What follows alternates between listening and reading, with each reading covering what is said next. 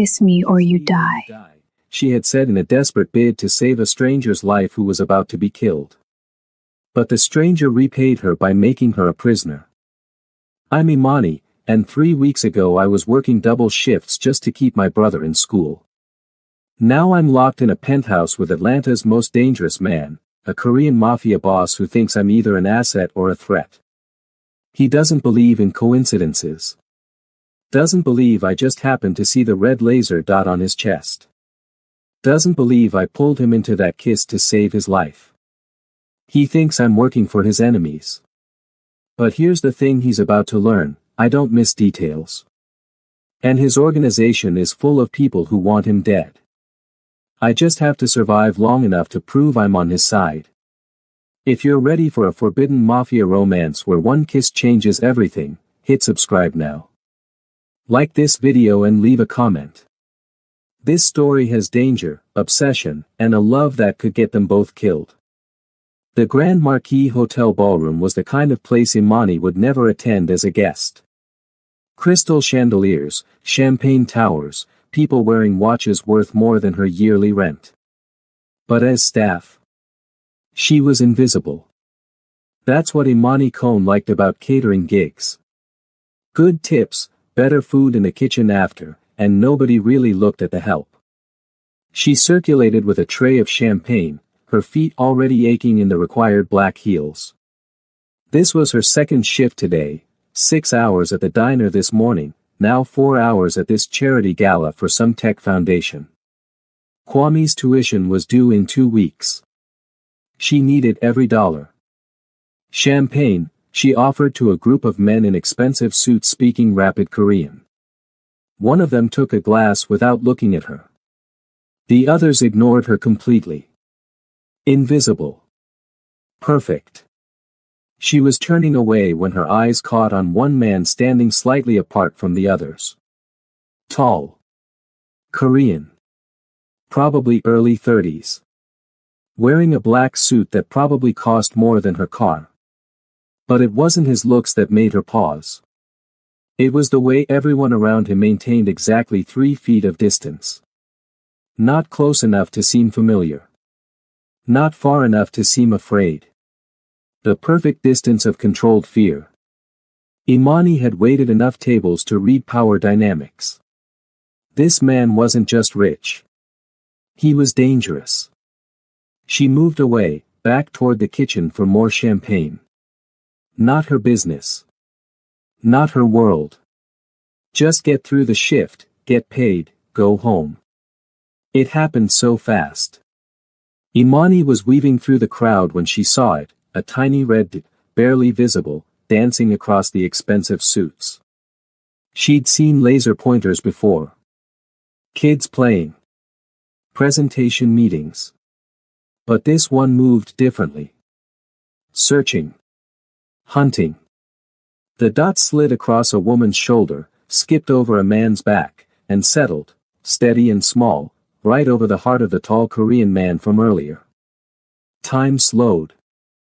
The man, Tae-hyun, she'd heard someone call him, was mid-conversation, completely unaware. But the man beside him, built like a tank and clearly security, had gone perfectly still. Too still. Like he was waiting for something. The red dot didn't waver. Imani's body moved before her brain caught up. She dropped her tray, champagne glasses shattering on marble, and crossed the space in 4 quick steps. The dangerous man turned at the sound, his eyes meeting hers with cold surprise.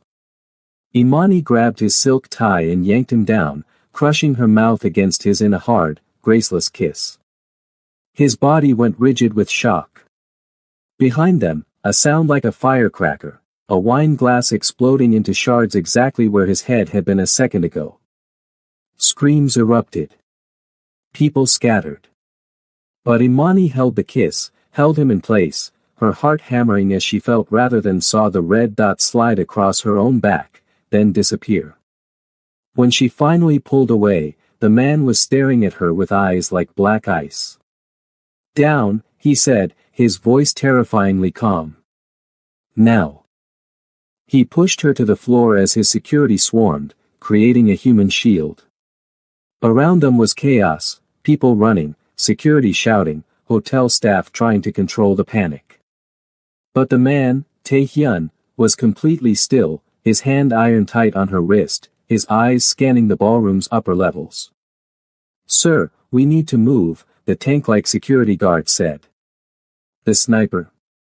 Tae-hyun asked in Korean. "Gone. Rooftop across the street. Team is pursuing." Tae-hyun's eyes dropped to Imani, still pinned beneath him on the floor. "Who are you?" he asked in perfect English. "Imani. I work for the catering company." "I saw the laser sight, I saw him," she pointed at the security guard, freeze like he was expecting it, "and You just kissed me." "I blocked the shot," Imani corrected, her fear giving way to indignation. "You're welcome, by the way." Something flickered in his expression. Not gratitude. Calculation. "Soo-jin," he said to the security guard without breaking eye contact with Imani. "Take her." "What?" "No, I need to, my shift." "Your shift is over," Tae-hyun said, standing and pulling her up with him in one smooth motion. "You're coming with me. I don't even know you." "Then let me introduce myself." His smile was cold and sharp as a blade. "Young Tae-hyun. And you just saved my life or tried to kill me.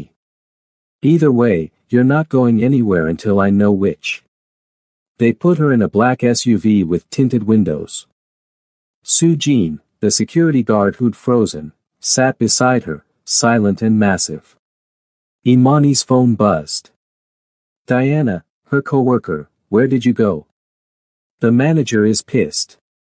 She started to type a response. "No," Soo-jin said, taking her phone. "No communication. You can't just take my phone.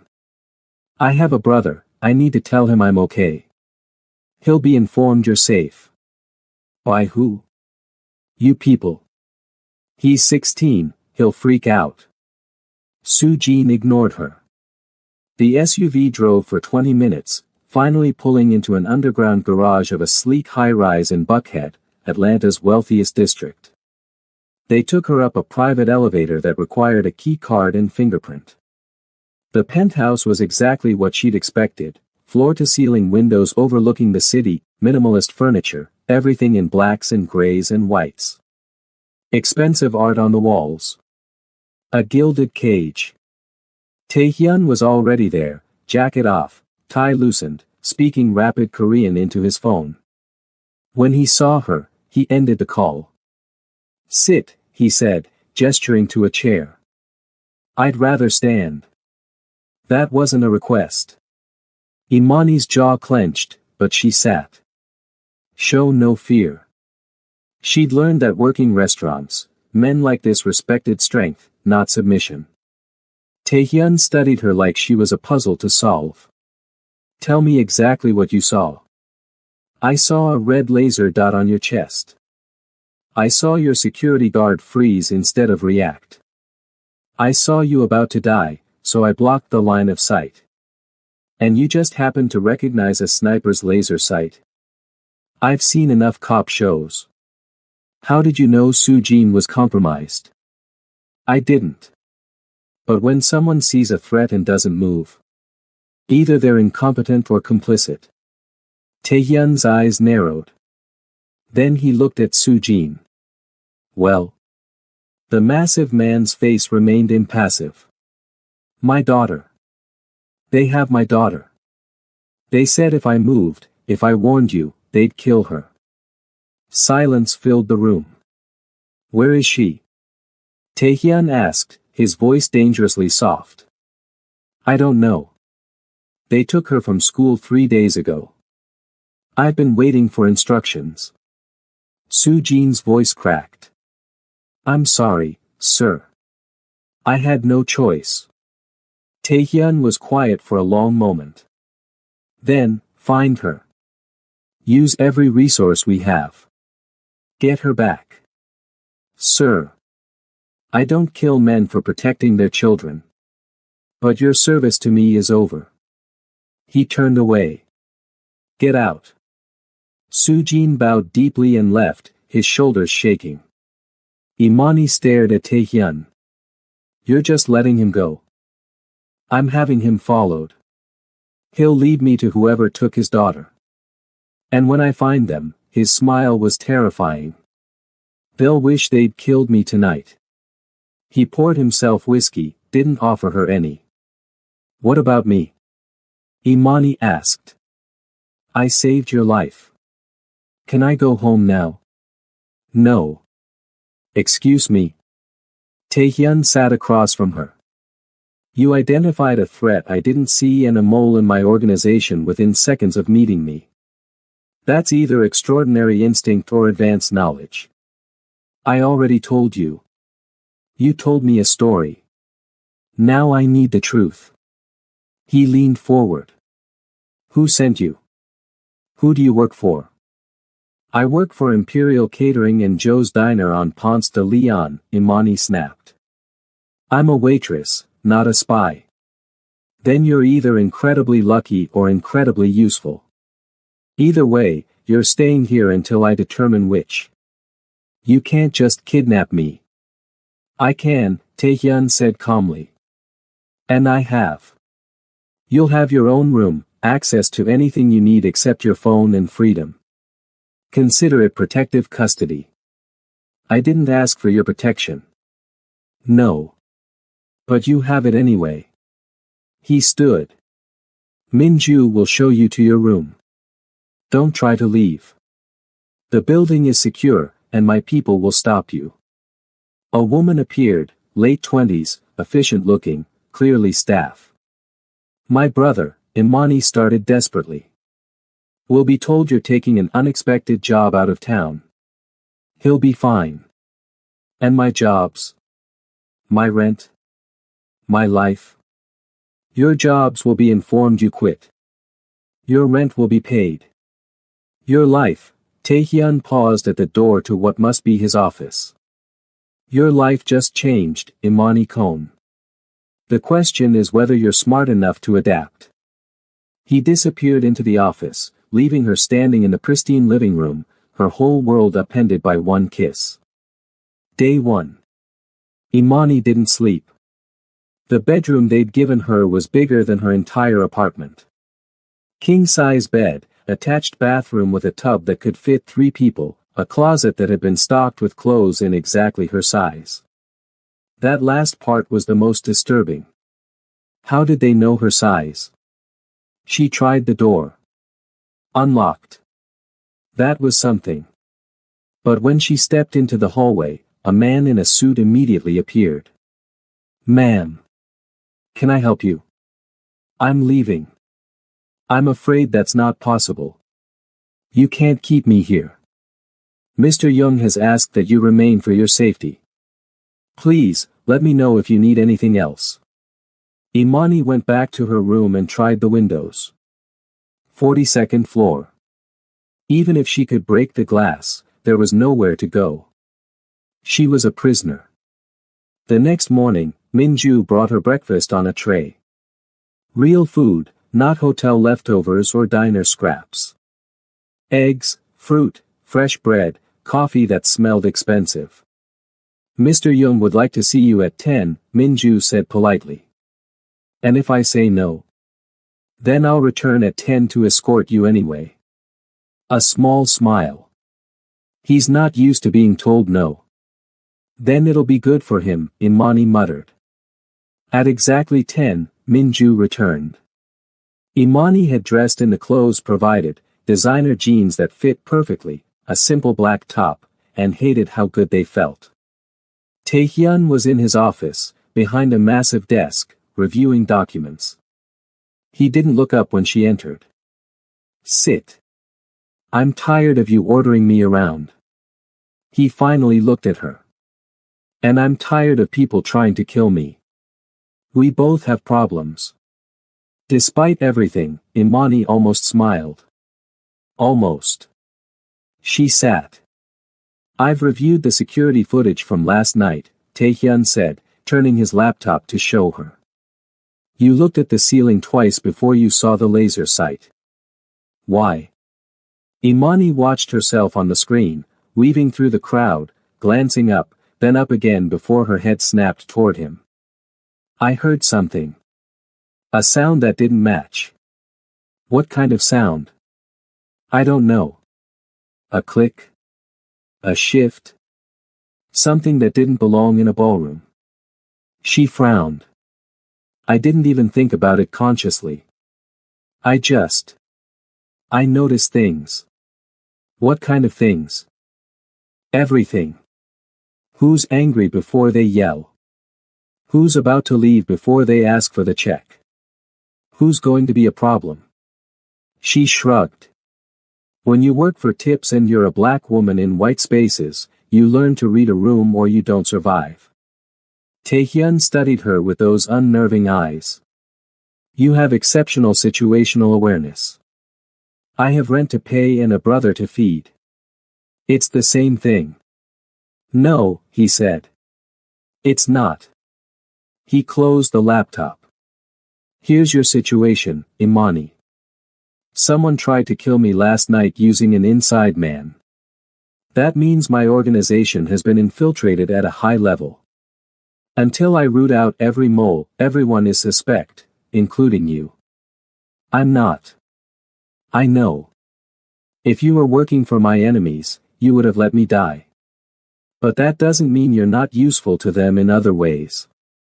He stood, walked to the windows. You identified Sujin's compromise in seconds. What else can you see? I don't understand what you're asking. I'm asking if you can do it again. Spot threats. Identify anomalies. See what others miss. Imani's heart raced. You want me to spy for you? I want you to observe. To tell me what doesn't fit. He turned to face her. In exchange, I'll pay you more than you've made in a year. Your brother will want for nothing. Your life will be comfortable. But I'll be your prisoner. You'll be under my protection, he corrected. There's a difference. Not to me. Taehyun moved closer, and Imani forced herself not to lean back. Someone tried to kill me last night, Imani. They will try again. And now that you've been seen with me, now that you saved me, you're a target too. Ice slid down her spine. What? My enemies will want to know who you are. What you saw. Whether you're important to me. His voice was matter of fact, like he was discussing the weather. The safest place for you is here, where I can control the variables. You're saying I'm stuck here whether I help you or not. I'm saying you have a choice, stay here as a protected prisoner, or stay here as a valued consultant. Either way, you stay. Imani wanted to scream. To throw something. To run. But she'd learned a long time ago that surviving meant adapting. How long, she asked. Until the threat is eliminated. And if that takes months? Years? Then you'll be very well compensated. He returned to his desk. Think about it. You have until tonight to decide. That afternoon, they finally let her call Kwame. Mani. Her brother's voice was relieved. Where are you? Diana said you had some emergency job. Imani's throat tightened. Yeah. Last-minute event coordination thing. Out of town for a bit. I'm sorry I didn't call sooner, they had me running. Are you okay? You sound weird. I'm fine. Just tired. Hey, check your account, I sent money for this month and next. She hadn't, but she knew Taehyun was listening. If he wanted her cooperation, he could damn well follow through. Seriously? Mani, that's a lot. Are you sure you're okay? I'm sure. Focus on school. I'll be back soon. After she hung up, Minju handed her a tablet showing a bank transfer. Twice Kwame's tuition, plus rent for 3 months, had been deposited in her account. Mr. Young honors his commitments, Minju said quietly. Imani stared at the numbers. More money than she'd made in 6 months of double shifts. She was being bought. And the worst part? She couldn't afford to say no. That night, Imani found Taehyun in the living room, working on a laptop. I'll do it, she said without preamble. But I have conditions. He closed the laptop. I'm listening. First, I call Kwame twice a week. No restrictions. Agreed, with supervision. Second, you pay me like an actual employee. Contract, terms, everything legal. Done. Third, if I help you find your moles, you let me go. Back to my life. Taehyun was quiet for a moment. If you help me eliminate the threat, I'll consider releasing you from protection. I won't promise more than that. It wasn't what she wanted. But it was something. And fourth, Imani added, you stop treating me like I'm either stupid or suspicious. I saved your life. Start acting like it. The corner of his mouth lifted, almost a smile. Anything else? Yeah. Stop looking at me like I'm a puzzle you're trying to solve. That, Taehyun said, I can't promise. Because you are a puzzle, Imani Kohn. And I always solve my puzzles. 3 days into her captivity/employment, Taehyun brought Imani her first real assignment. You're coming with me tonight, he said during breakfast, a routine they'd fallen into where he worked on his tablet while she ate, both pretending this was normal. Where? Imani asked, immediately suspicious. Business dinner. 5 associates, all Korean, all part of my import operations.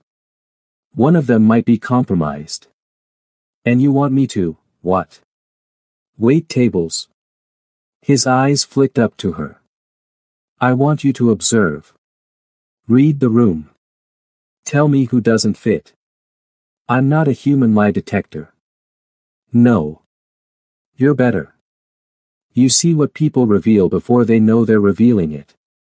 He set down his tablet.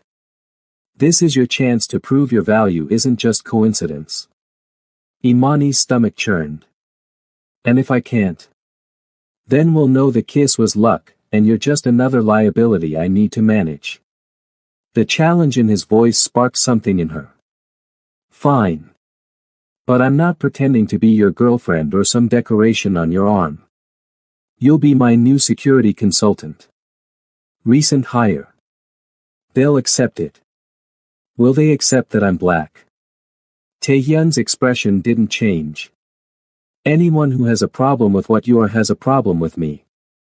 And people don't have problems with me twice. It should have sounded arrogant. Instead, it sounded like a promise. The restaurant was exclusive, the kind with no sign, just a red door and a host who checked a list. Taehyun's hand rested on the small of Imani's back as they entered, proprietary and warm. She'd been dressed by Minju in a tailored black pantsuit that screamed expensive, her braids swept into an elegant updo. She looked professional. Polished. Nothing like the waitress who'd worked this same kind of room a week ago. The difference was perspective. Then, she'd been invisible. Now, walking in with Taehyun, every eye tracked her. Relax, he murmured near her ear. You belong here. I'm pretending to be a security consultant for a crime boss. I definitely don't belong here. Then pretend better. 5 men stood as they approached the private room.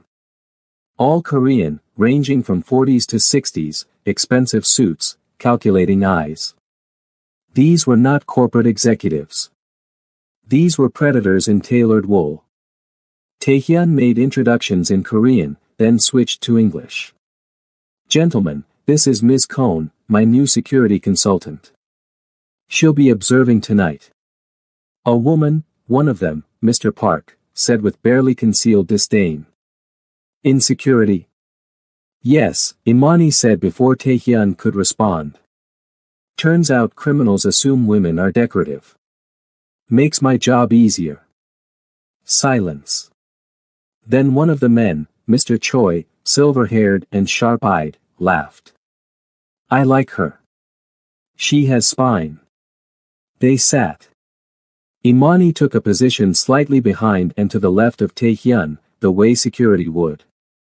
Close enough to observe, far enough to seem deferential. And she watched. The dinner proceeded in a mix of Korean and English. Business talk, shipping schedules, port access, merchandise that Imani knew wasn't entirely legal. She'd been briefed by Taehyun, these 5 men controlled different nodes of his East Coast network. Trusted associates. Or they were supposed to be. Imani didn't focus on the words. She focused on everything else. Mr. Park, aggressive, dismissive, constantly checking his phone under the table. But his tells were obvious, a man used to being important who resented taking orders. Arrogant, not duplicitous. Mr. Choi, calm, attentive, made direct eye contact. Ate his food, drank moderately. Comfortable. A man with nothing to hide. Mr. Lim, nervous, but had been from the start. Fidgeted with his napkin, laughed too loud at jokes.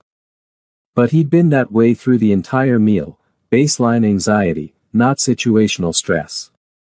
Mr. Beck, quiet, observant, barely spoke.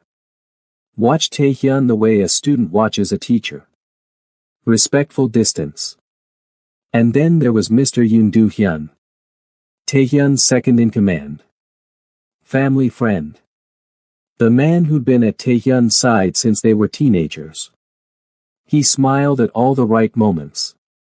Agreed with Taehyun's decisions. Poured drinks. Played the perfect loyal lieutenant. But his eyes. They moved differently when he thought no one was watching. Always tracking exits. Calculating distances. And when Taehyun spoke about increasing security after the assassination attempt, Do-hyun's smile had tightened for just a fraction of a second. Not concern.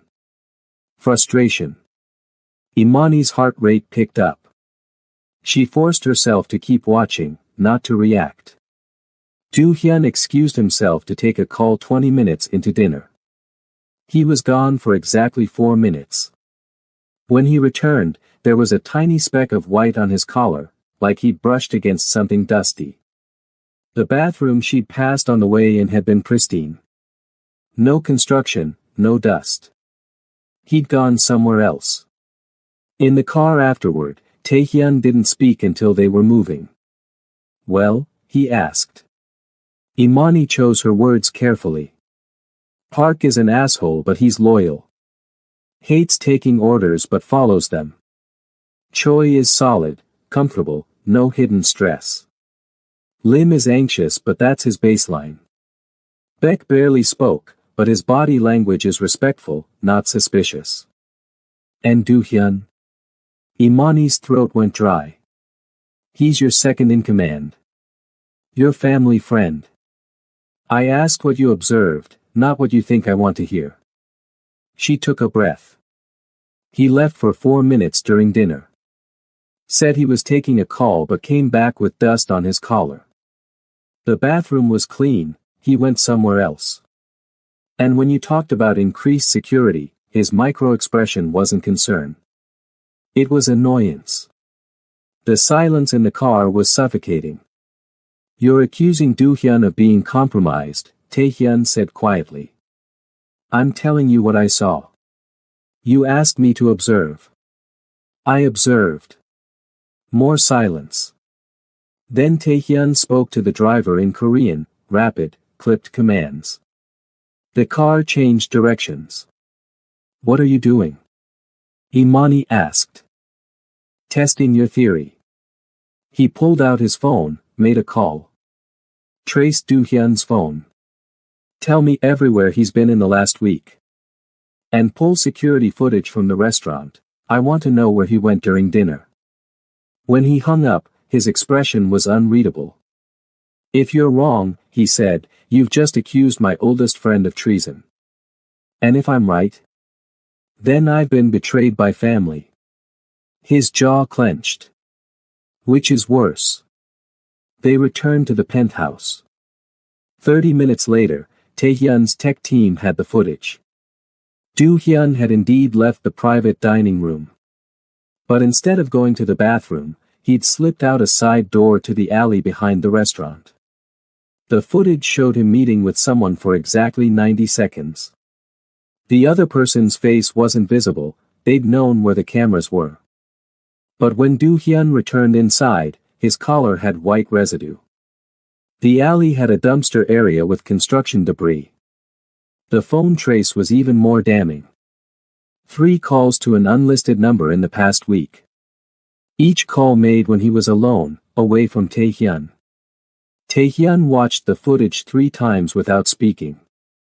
Then he stood, walked to the windows, and stared at the Atlanta skyline for a long moment. Do-hyun and I grew up together, he finally said. When my father was killed, Do-hyun stood beside me. Helped me build this empire. I trusted him with my life. I'm sorry, Imani said quietly. Don't be sorry. Be right. He turned to face her. Because if you're right, you just saved my life a second time. And if you're wrong, I'm about to destroy an innocent man. I'm right, Imani said, more confident than she felt. Taehyun studied her. Then he made another call. Bring Do-hyun to the secondary location. Quietly. Now. Imani didn't see what happened when they brought Do-hyun in. Taehyun left her in the penthouse with instructions not to leave. He returned 3 hours later, his knuckles bruised, his expression carved from ice. You were right, he said. He's been feeding information to the Nakamura organization for 6 months. They have leverage, gambling debts he hid from me. The assassination attempt was meant to look like the Nakamuras while actually being ordered by them. Do-hyun was supposed to ensure I was in position. Imani's legs felt weak. Is he alive? For now. Talking. Giving me everything. Taehyun poured himself a drink, downed it. You identified a threat I lived with for 6 months. A man I considered family. I just noticed. You saved my life. Again. He set down the glass, moved closer. I owe you. You don't owe me anything. This was the job. No. His hand came up, fingers brushing her jaw, the first intentional touch that wasn't about control. This was extraordinary. You are extraordinary. Imani's breath caught. This close, she could see the exhaustion in his eyes. The betrayal. The loneliness of a man who couldn't trust anyone. I'm sorry it was him, she said softly. I'm not. Taehyun's thumb traced her cheekbone. If it hadn't been him, I wouldn't have known what you can do. What you're worth. I'm not a tool. No, he agreed. You're not. You're. He stopped, searching for words. You're something I didn't know I needed. The air between them charged with something dangerous. Imani stepped back. You're emotional. You just found out your best friend betrayed you. Don't say things you don't mean. I never say things I don't mean. But he let her retreat. Get some rest. Tomorrow, we plan our next move. Which is war, Taehyun said simply. The Nakamuras tried to kill me. Now I return the favor. 2 weeks later. Living with Taehyun had developed a strange rhythm. Mornings, they had breakfast together, him working, her reading news or books he had delivered. He'd learned she liked her coffee with too much cream and always ordered extra fruit because she ate it first. Afternoons, she observed. Sometimes meetings in the penthouse. Sometimes she reviewed security footage, identifying patterns and anomalies.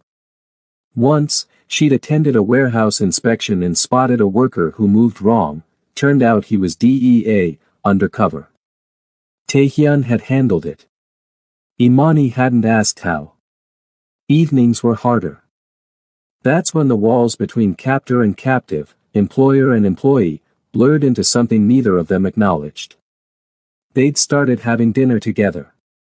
Talking. Not about business, about everything else.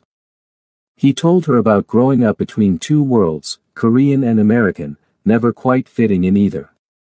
About his father's death and the weight of inheriting an empire at 25. She told him about Ghana, about losing her parents, about raising Kwame and the constant fear that she wasn't enough. "You're more than enough," Taehyun had said one night, his eyes intense. "You're the strongest person I've met. You run a criminal empire. You've probably met a lot of strong people. Strong in violence, yes. Strong in survival like you."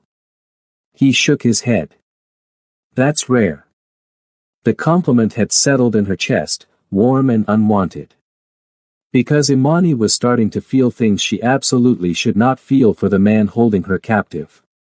It happened on a Wednesday. Imani was reviewing footage in Taehyun's office while he was on a call in the next room. She'd gotten comfortable here, too comfortable, probably. Started thinking of the penthouse as home instead of prison. That's why she didn't immediately panic when she heard the voices. Shouting. In Korean. Angry. Then a crash. Imani ran to the living room and froze. 3 men were inside, armed, wearing masks. One had a gun pointed at the door where Taehyun would emerge. The security that was supposed to be in the building was conspicuously absent. This was a hit. A planned execution. The men hadn't noticed her yet, they were focused on the hallway. Imani's mind raced. No weapon. No training. Nothing but. Her eyes landed on the decorative vase on the side table. Heavy. Crystal. She grabbed it and threw it at the nearest window with all her strength. The glass exploded outward, not the window itself, which was probably reinforced, but the vase shattered spectacularly. The men spun toward her. Building security. Imani shouted in the most authoritative voice she could muster. Shots fired, 42nd floor. Officers en route. It was complete bullshit. But it was also chaos, and chaos created hesitation. The hesitation was enough. Taehyun burst from the hallway, gun in hand. Imani hadn't even known he kept one in there, and fired twice. 2 men dropped. The third raised his weapon. Imani grabbed a heavy book from the coffee table and hurled it at his head. It connected. The man stumbled. Taehyun's third shot didn't miss. Silence, except for Imani's ragged breathing and the ringing in her ears from the gunshots. Taehyun crossed to her in 3 strides. Are you hurt? No. Her legs gave out. He caught her, lowering them both to the floor. You're okay. You're safe. Look at me. Imani looked. His face was intense, focused entirely on her. I almost died, she whispered. You didn't. You saved us both. His hand cupped her face. That was incredibly stupid and incredibly brave. I threw a vase. You created a distraction that gave me time to react. You saved my life. Again. We really need to stop making this a habit. The absurdity of it broke something. Taehyun laughed, actually laughed, sharp and shocked, and then he was kissing her. Not like the first time. Not desperate and tactical. This kiss was claiming. Grateful. Real. And Imani kissed him back, her hands fisting in his shirt, her world narrowing to this moment, this man, this impossible thing growing between them. When they broke apart, both breathing hard, Taehyun pressed his forehead to hers. "This is a terrible idea," he said. "The worst," Imani agreed. "You work for me. You're under my protection. The power dynamic is completely messed up. I know. And I still want you." His voice was rough. "I've wanted you since you grabbed my tie and kissed me to save my life. Maybe before." Imani's heart hammered. "Before? You didn't even know me. I knew you were willing to risk yourself for a stranger. That you saw threats I missed. That you were brave and smart and," he stopped. "This is already complicated. So let's not make it more complicated." But Imani didn't move away. Neither did he. They stayed there, on the floor, surrounded by broken glass and dead assassins, holding each other like anchors in a storm. Finally, Taehyun's phone rang. Reality intruding. He answered, still watching her. "Yes. 3 hostiles, neutralized. 42nd floor. Get a cleanup crew." A pause. "And find out how they got past building security. Someone's getting fired. Or worse." He hung up. "I should let you go," he said. "To my room. To your life. This, what I'm doing, keeping you here, it's not right." Imani's chest tightened.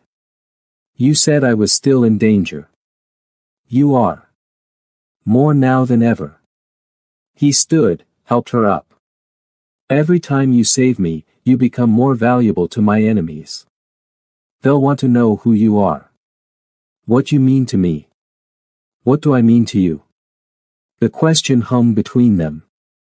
"I don't know yet," Taehyun finally said. "But it's more than I should allow." That night, Imani couldn't sleep. She found Taehyun on the balcony, a space she'd only recently been allowed to access, staring at the city. "Can't sleep either?" she asked. "I keep thinking about what would have happened if you weren't there. If you hadn't reacted." He didn't look at her. "Doohyun's betrayal compromised our security rotations. Those men knew exactly when to strike. But they failed. Because of you." He finally turned. "Imani, I need to ask you something, and I need you to be honest. Okay? If I gave you your freedom right now, your life back, enough money to never work double shifts again, protection for you and Kwame, would you take it?"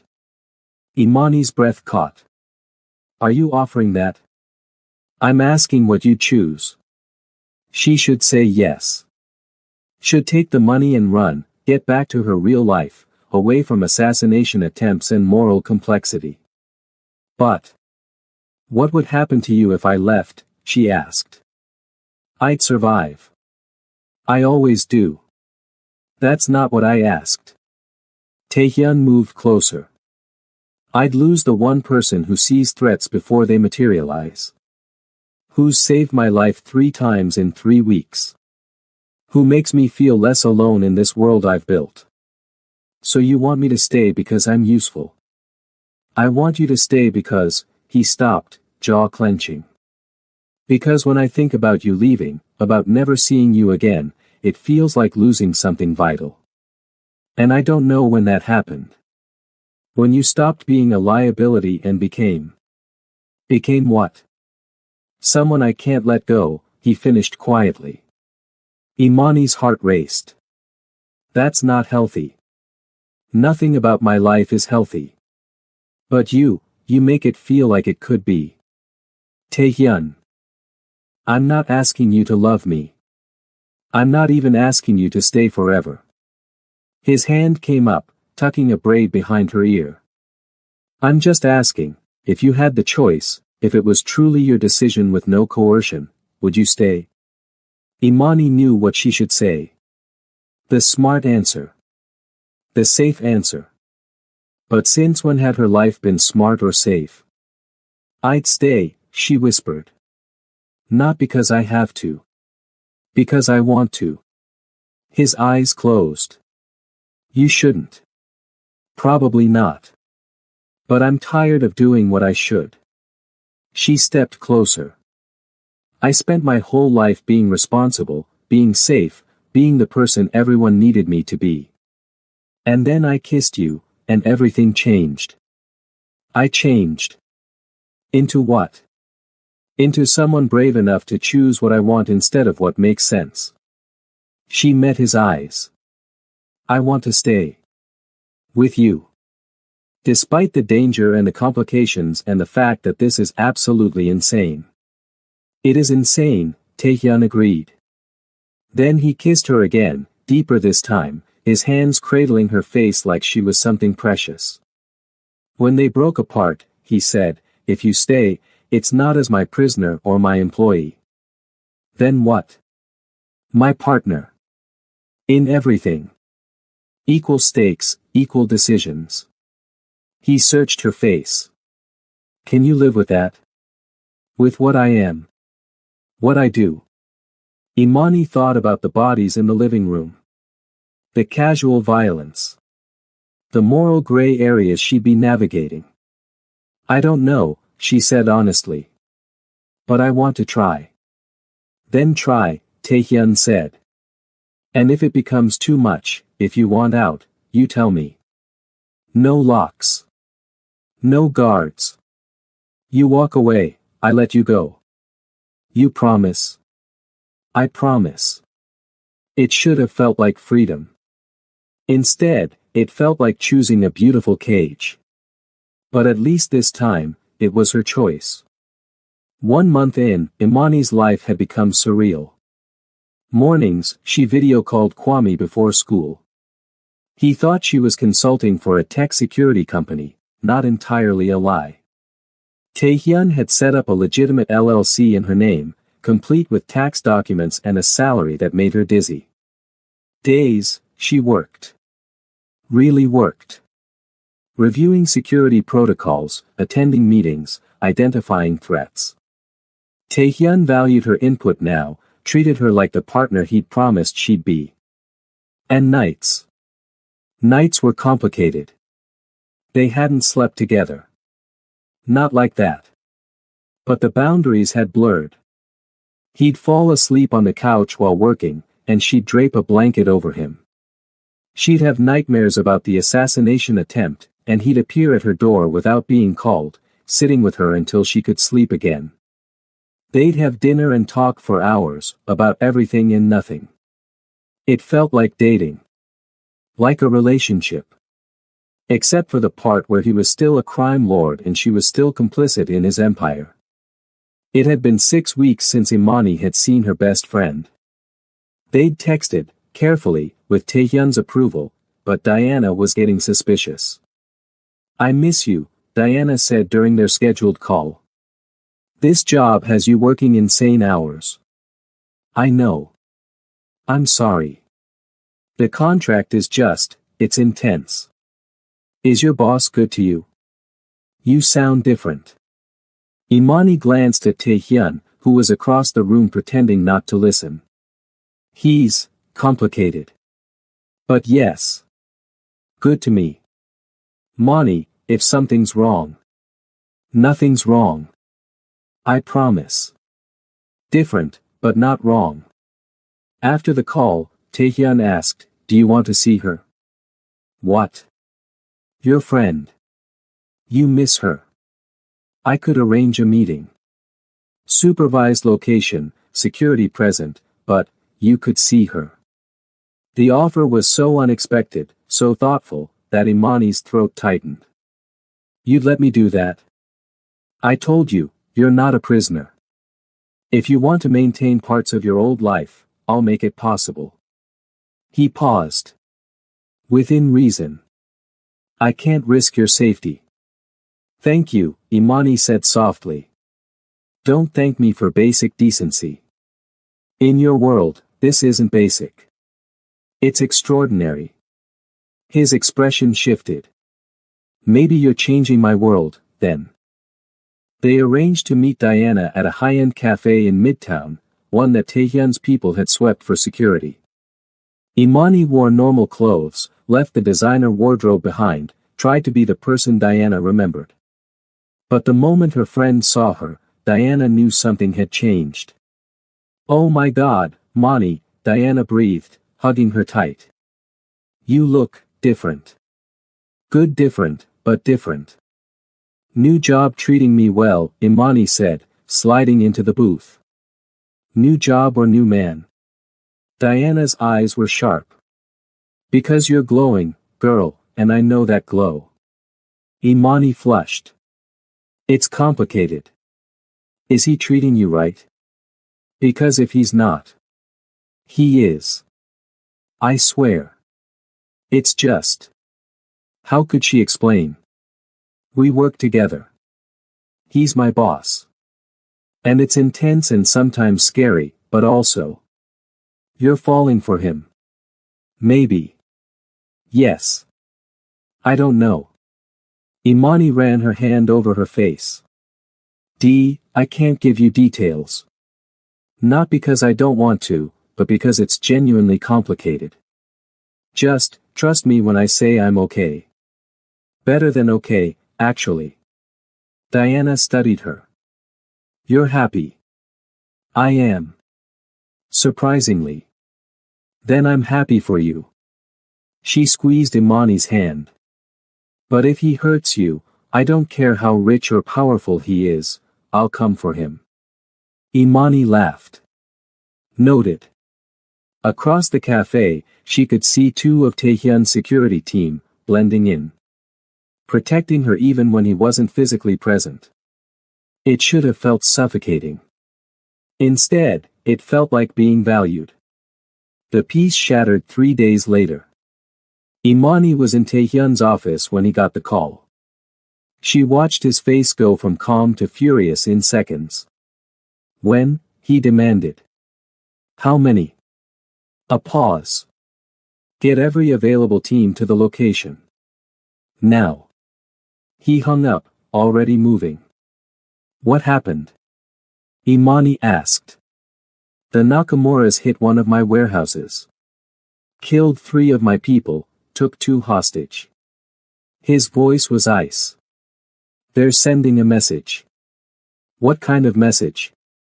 "That they're done being subtle." He grabbed his jacket, his gun. "I have to go." "I'm coming with you." "Absolutely not. You said I was your partner." "Partners don't stay home when things get dangerous." "Partners also don't walk into war zones," Taehyun countered. "This is different, Imani. This is violence. Real violence. I've already survived 3 attempts on your life. Because you were in the wrong place at the wrong time.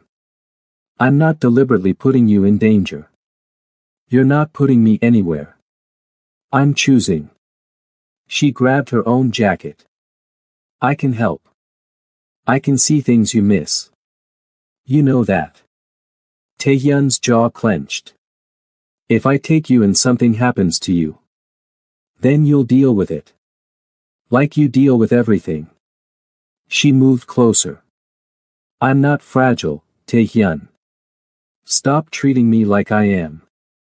He stared at her for a long moment. Then, "Stay behind me. Do exactly as I say. And if I tell you to run, you run. Understood?"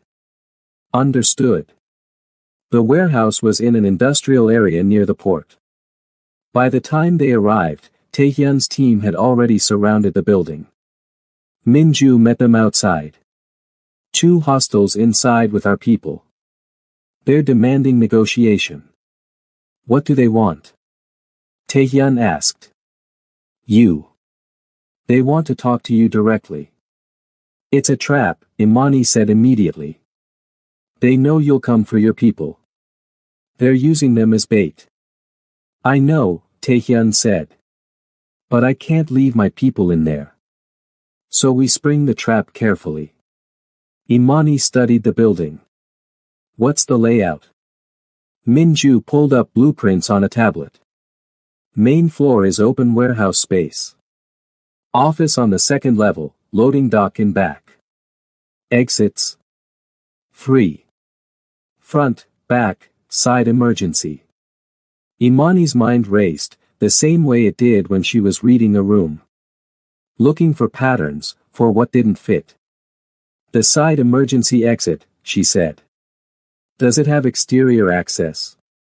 Yes. Fire escape.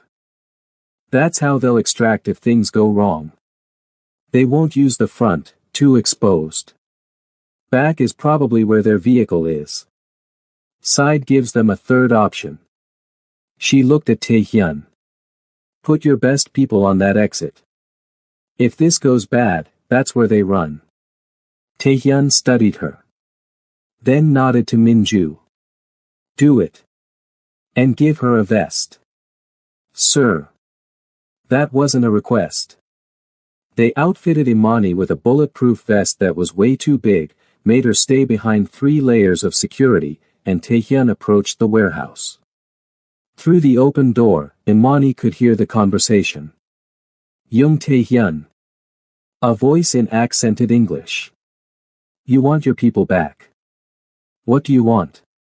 Taehyun called back. Respect. You've been disrespecting the Nakamura family. Taking our business, undercutting our prices, stealing our clients. That's called competition. That's called war. A pause. We're willing to make peace. Split territories. Share operations. But you have to bend the knee. I don't kneel, Taehyun said flatly. Movement inside. Imani's heart raced. Then she saw it, a third person, moving in the shadows near the side exit. Not one of Taehyun's people. Someone in position. Taehyun, she shouted. Third hostile, side exit, he's flanking. Everything happened at once. Gunfire erupted. Taehyun's team returned fire. The hostages screamed. And the third hostile, exactly where Imani had predicted, trying to escape through the emergency exit, ran straight into the team Taehyun had positioned there. 10 minutes later, it was over. 2 Nakamura soldiers dead, 1 captured. Taehyun's people safe. And Imani, shaking behind a car, trying to process that she'd just called targets in an actual firefight. Taehyun found her there. You okay? I think I'm going to throw up. That's normal. He sat beside her. You saved my people. Spotting that third hostile, if you hadn't, he would have flanked us. I just saw movement. I didn't. You saw what others missed. Again. He pulled her close. You're extraordinary, Imani Kohn. And you scare the hell out of me. Why? Because I'm falling in love with you, and people I love die. The words hung in the air. Imani turned to look at him. What did you say? You heard me. His eyes were dark, intense. I'm falling in love with you. And that makes you the most dangerous thing in my life. Because your enemies will use me against you. Because I'll destroy the world to keep you safe, and that kind of weakness is fatal in my world. Imani's heart hammered. That's not love, Taehyun. That's obsession. In my world, they're the same thing. He cupped her face. Tell me you don't feel it too. Tell me this is one-sided and I'll find a way to let you go. Imani stopped. Because she did feel it. The pull. The connection. The terrifying, exhilarating fall into something that could destroy them both. I feel it, she whispered. And it scares me too. Good, Taehyun said. Fear means you understand what's at stake. He kissed her there, in the shadow of violence, surrounded by his soldiers and the aftermath of war. And Imani kissed him back, choosing this dangerous man in his dangerous world, knowing it might be the death of her. but feeling, for the first time in her life, truly alive.